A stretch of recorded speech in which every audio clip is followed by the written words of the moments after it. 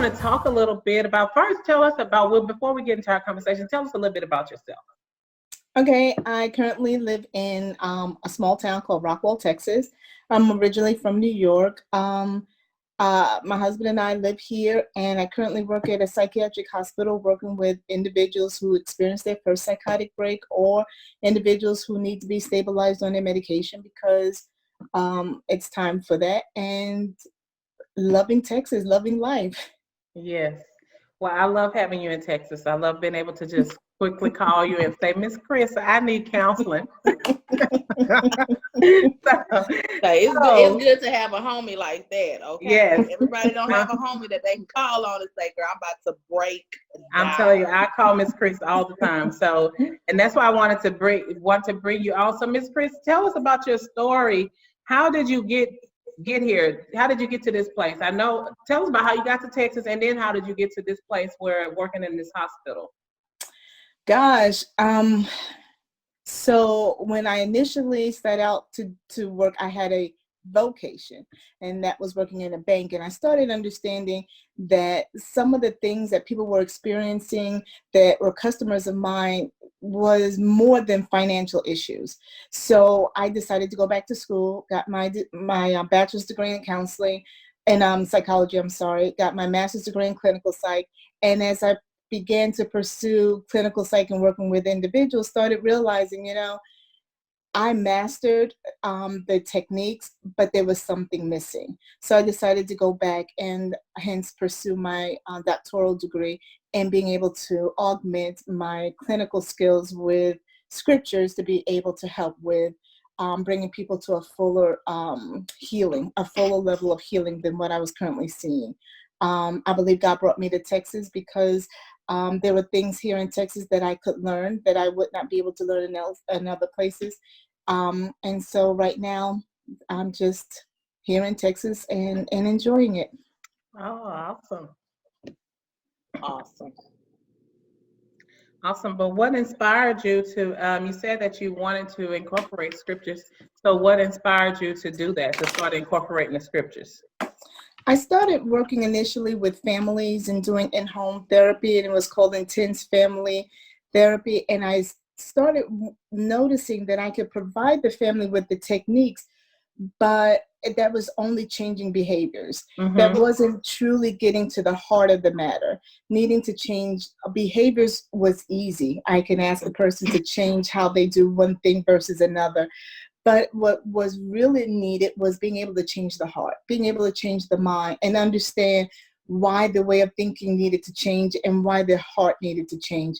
And the only way that I found that was going to be effective was by being able to provide scriptural principles, to be able to provide them with, this is the way you were thinking, this is the way you were behaving as a result of the way you thought. But if you want a better, then this would be the better, and being able to show the difference. Okay. Mm-hmm. Okay. Well, let's see. Ariel, you wanted to ask her something? Well, I mean, that was mainly what my question was. Well, but I do have one question. How often do you see religious leaders or people that are in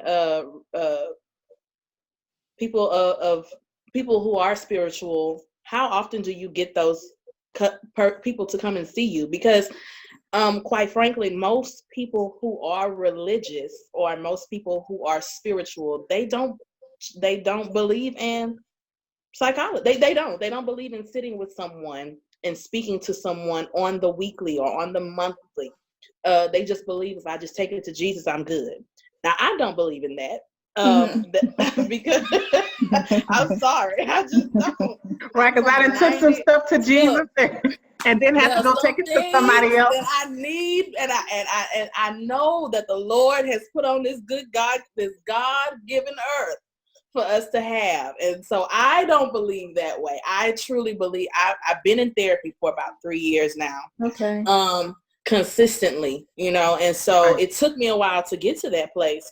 But because you hear different things from different people in church, or I'm just taking it to Jesus and it'll be all right. Well, I've taken it to Jesus and he directed me somewhere else. And so how often do you get religious families or people who are religious to come and see you in your facility? That's a really good question. Believe it or not, many come when they have gotten to the point where they're suicidal. And that's the thing, because that's the point that I wanted to bring up. Last year, I was following this preacher on Twitter who he would always talk about how he was struggling with depression. Mm-hmm. And he would talk about it in his sermons. He would even put it on his Twitter page that he was battling depression. And I was just like, is he getting the help that he needs? Because a lot of times, yes, I can talk to my mentor. Yes, I can talk to my life coach. But am I sitting with someone that's allowing me to understand my behavioral my behavioral manners, and that's really what I wanted to get to, because we do have a lot of leaders that are just saying, you know what, I'm good. I pastor people, I've buried the dead, I've collected bodies, I've dealt with people and Black people and their money, and this is my last resort, and Chris, so what do you say when they're at that point? Like the Ariel saying, what do you say when they're at that? Yes. So oftentimes, as what Ariel is describing, is people who we've come to not understand that the ministry of Jesus. The ministry of Jesus entailed more than just him being the chief prophet or apostle. He surrounded himself with disciples who were able to take some of the burden off of what he did. And I think what I've experienced with many of the individuals who are leaders who come to the facility, and I instill in them, listen, it was never meant for you to carry this burden all by yourself. Oftentimes people experience depression and anxiety, but because we are not taught that psychosis or experiencing those types of mental illnesses can come from the brain just at some point, unbeknownst to us why, to stop providing the neurotransmitter, either dopamine or serotonin, and that can cause a shift in our ability to think and focus, and a shift in our ability to even regulate our emotions. Mm-hmm. And we need some help, just like with vitamins. After a certain age, we stop producing certain vitamins and we need assistance. We don't oftentimes have a problem with taking vitamins, but we'll have a problem with taking things thinking that it's going to alter our brains in a way that we can't function. And again, I believe that comes from a lot of education. So from what I attempt to do is, is work within their paradigm, work within their framework, is understanding where they are and encouraging them to keep a journal, take the medication beforehand, start writing down how you're feeling, and each day write down how you're feeling after taking the medication to see how that's benefiting you in order to make a determination. Wow. Thank you. Wow, that's awesome. Well, guys, Ariel loves that. But guys, listen, we're loving this conversation, but we got to take a break. And we're here with our new co-hosts, Evi and Ariel. Authentically Ariel. We're going to give you more information about how to connect with them. So Ms. Chris, let's pick back up what we were talking about. I wanted to come back and share about trauma and the trauma experience. So without taking up too much time, I wanted to share that when Hurricane Harvey came through, let me tell you, I thought I was fine until I got trapped and couldn't get out of the city. And I ended up on the back of a dump truck, getting out of the city. It was dark. You couldn't see the road. You couldn't see anything. You couldn't see ditches. And our lives were in their hands, but we could see all the water around us. And it took me a long time to realize that it traumatized me. It was actually almost 2 years later. It was over a year later.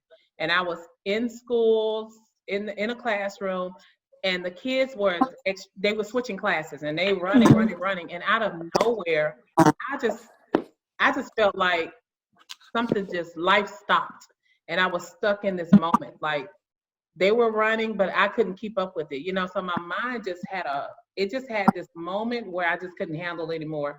I didn't even know what it was called. I just thought, oh, I'm having a panic attack. But as I dug further and got help, I realized I was feeling the almost like the waves of that trauma. So tell us about trauma and how it, what it is, and how it impacts and affects people's lives. Absolutely. What you described is very traumatic. What we would describe as a traumatic event. And according to the Diagnostic Statistical Manual for Mental Illness, an event that involves actual or threatened death can cause one to feel a multitude of things, or even a repeated extreme exposure to adverse events, or just the threats can cause one to experience trauma-related symptoms. One of the things is confusion. Oftentimes people who experience trauma are confused. Why is this happening to me? What do I need to do? What is my place? So that brings on a level of anxiety. How do I navigate through this? Why am I feeling so anxious and hypervigilant? Everything that reminds me of that incident now causes me to experience heart palpitations. Individuals who experience trauma can also experience depression. I don't want to go anywhere, don't feel safe around other people, fearful of going to certain places, a lack of sleep, not eating well, not taking care of yourself, experiencing hair loss. They can start experiencing distrust for various reasons, individuals, places, scents. Sometimes there's a scent, as you were describing, Marquetta, sometimes salty water now, unbeknownst to a person who experienced what you've experienced, could start feeling those feelings of trauma from smelling salt water and not realize it. Wow. Frustration. How do I get beyond this? Will I ever return to normal? Even dissociation, which is a big one, start experiencing altered states of being.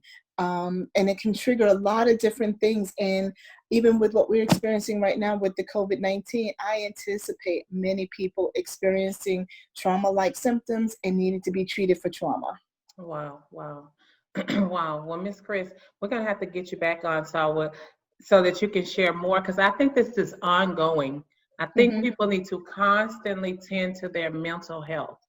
Definitely. Constantly, just like we tend to our bodies, we need to tend to our minds, and constantly do what's necessary to keep ourselves healthy. So what message would you like to leave with the viewers today that are watching, and maybe they've experienced some of these things that we talked about throughout the show? So what message would you like to leave with them? What I'd like to leave with them is realizing that ministry of reconciliation and the ministry of bringing souls to Christ is understanding the mind, the will, and the emotions of individuals. So we have a responsibility. I'm not just greeting one another, but ensuring that one another is okay, ensuring that we have taken an assessment and understand a person for who they are, what their experience, to be able to break. We have to know what to break before we can just break. We have to understand that. And again, Jesus was one that walked with the disciples. He understood them and he understood what they needed. And I believe it's incumbent upon us to do it as well. We have to understand them, understand where they are. And sometimes it takes a little bit more than just an everyday meeting. Sometimes it takes visiting with one-on-one with a professional to help to better understand where they are. And I also have some information for the Orange County area. Okay, go ahead. So Orange County has the National Suicide Hotline, which is the 1-800-273-8255 or 1-800-273-TALK. And they're available 24 hours a day, 7 days a week, because sometimes people who experience overwhelming symptoms of trauma can become suicidal, and that provides them with someone that they can talk to. And then there's the NAMI Golden Triangle, in the Orange area, and their number is 409-617-3308, and they provide free 6-session educational meetings, groups where they invite caregivers, family members, and friends to come to better understand mental health. Wow. Wow. Well, Miss Chris, thank you so much. We're going to have all that information up for you guys to be able to see it. Thank you so much, Miss Chris. Thank you for being here with us today, and we're going to bring you back so that Thank you you. can come back and we can, you know, weekly or monthly give people some tips to making sure that they stay healthy in their minds, you know, and because it does you no good to have your body good and you break down, you know, because you're not tending to your mind. So thank you again.